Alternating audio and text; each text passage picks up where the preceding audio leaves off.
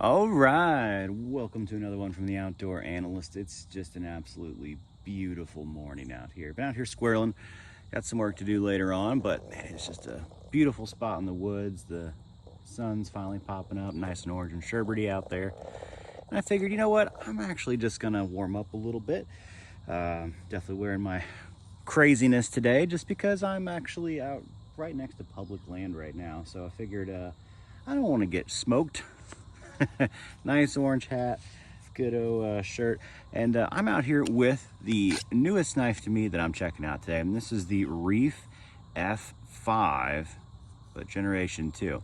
So it comes in a really nice Kydex sheath, kind of a belt setup there. Rides a little high on the belt, so I actually just chucked it in the pack while I was squirreling. But this is pretty sweet. This is a 5-inch blade, 5-inch handle, 3/16 thick, and it is Magnacut. And it comes down to a nice, it's a drop point, saber drop point. Not the thinnest edge out there, just by feeling it. Should be a good working edge though.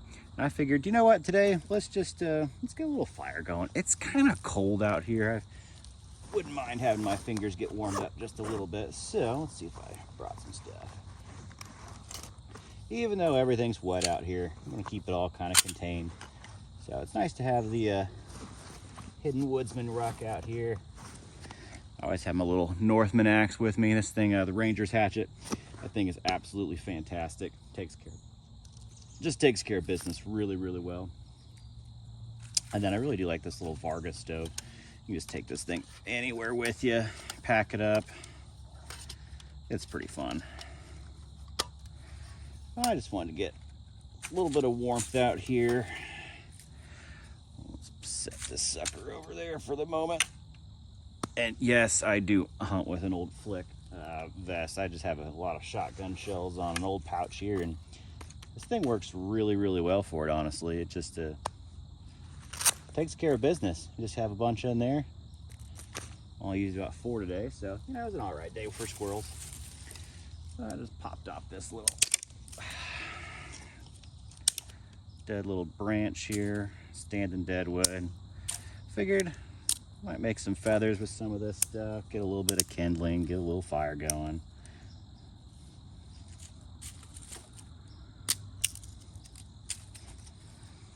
It's such a nice morning out here.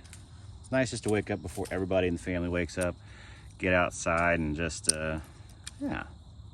spending a couple hours walking around, put a little weight in the pack, gets a little bit of workout at the same time.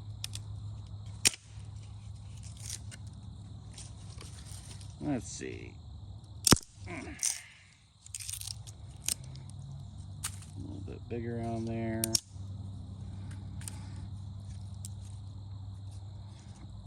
I guess I could kind of just cross cut this.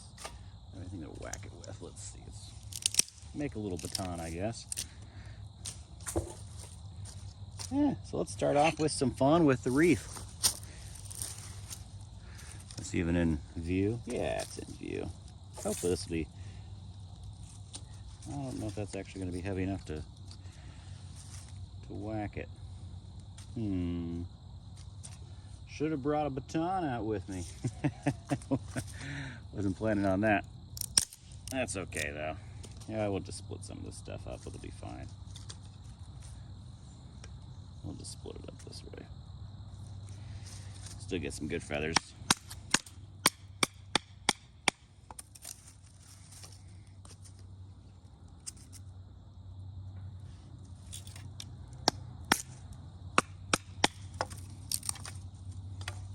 This thing has a really large, comfy handle on it. And I have large XL size hands, just in case you didn't know. Man, this thing really does just feel good in the hand. It's a good sized Coke bottle on there. And that 5 inches, you have tons of space to go on there. That's for darn sure.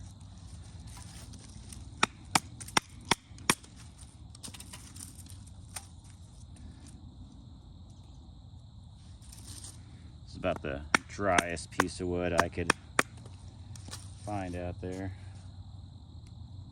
Even dead standing just seems to soak up rain because it's always raining out here. It's gonna pour down rain later today too. That'll be worth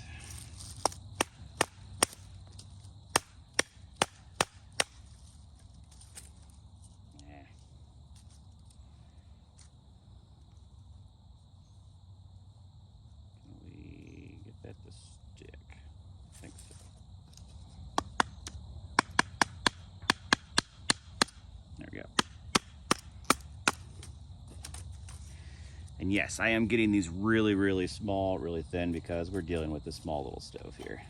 And it does take it takes little sticks to get it to work.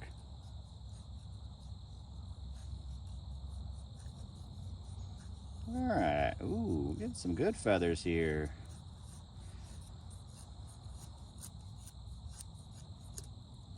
All right.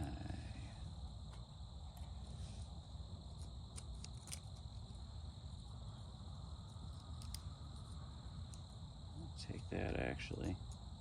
I am just gonna like do mini feathers on a lot of these little things just to catch the wood, honestly.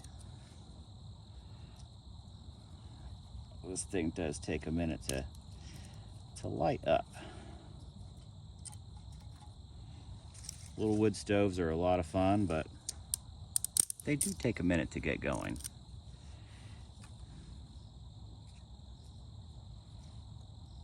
But it is a really fun way to kind of get to know a knife for the first time.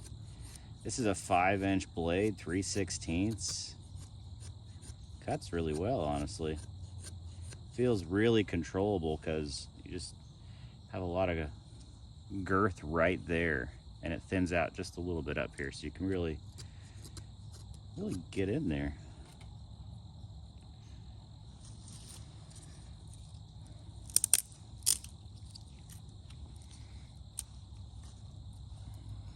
Maybe I'll speed up a little bit. I don't know, it's getting still a little cold out here.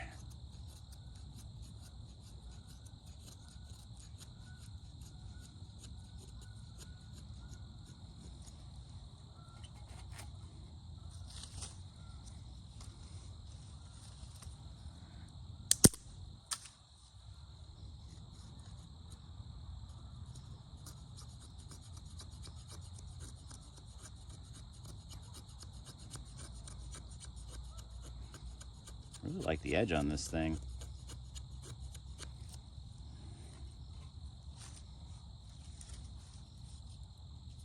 Feels just fantastic.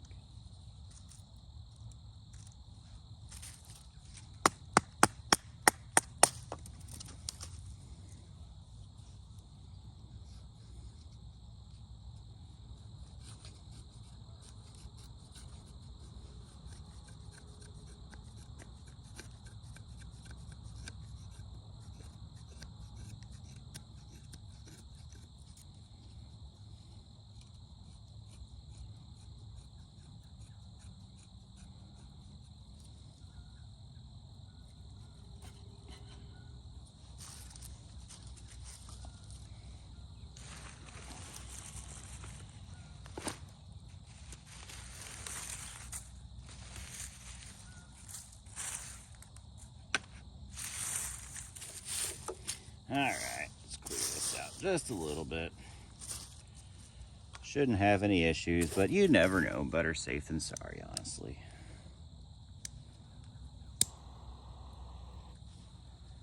I know this does have a 90-degree spine, so for all those people out there that just cringed when I did that, you know what? Tough. It's cold. I am trying to heat up a little bit.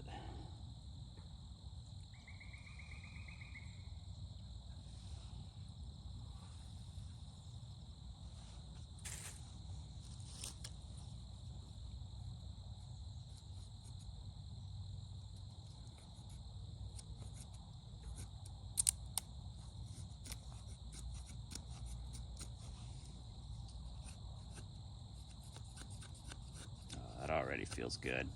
And I can feel that so much from here. It's fantastic.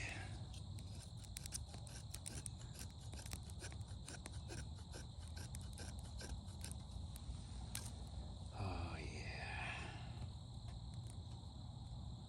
Oh, feels great.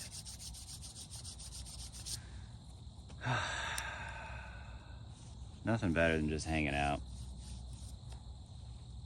here in nature. Got some good old holly over there. It's wonderful. Just absolutely wonderful.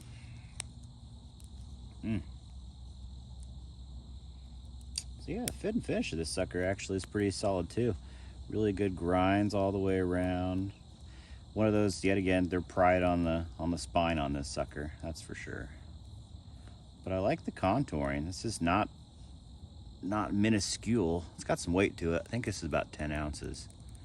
So it's not like the lightest knife, but it really does feel good in a lot of spaces. I would have no issues working with Bambi on this either. It's gonna be fine for that. It's a little long for my preference, a little heavy, but yeah, zipping down, it'd be just fine. Kind of a little bit of a do-all. That's what I really like 5-inch blades for. These things are just a little bit of do-everything knives, and I really do like that. I really like that a lot about them. You can span a good amount of space on logs. You can still feather if they got a good edge, like this absolutely does. Oops, forgot to keep feeding this sucker.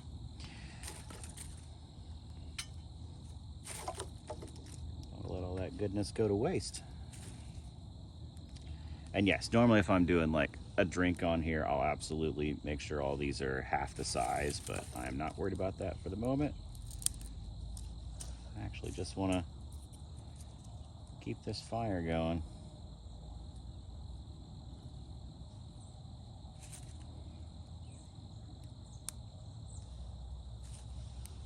Get some more feathers here.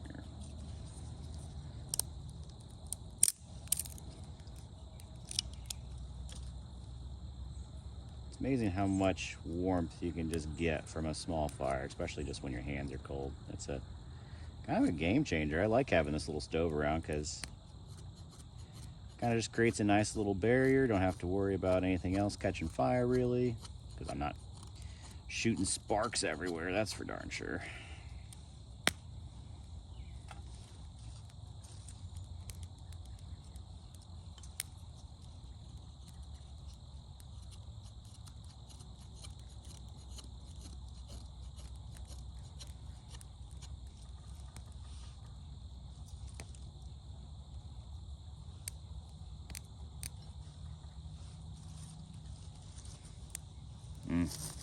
Just so nice. Nice and comfy. Good way to hang out.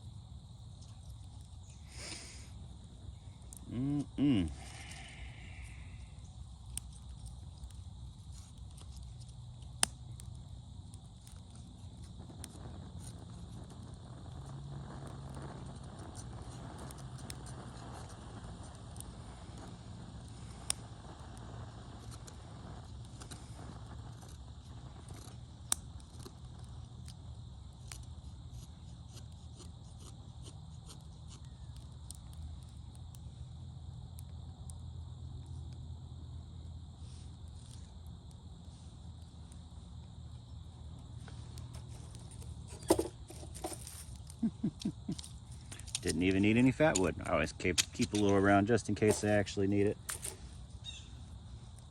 This stuff is actually pretty darn dry, honestly. Just snapped a half of a dead little tree here, and literally very little tree, clearly, but not bad at all.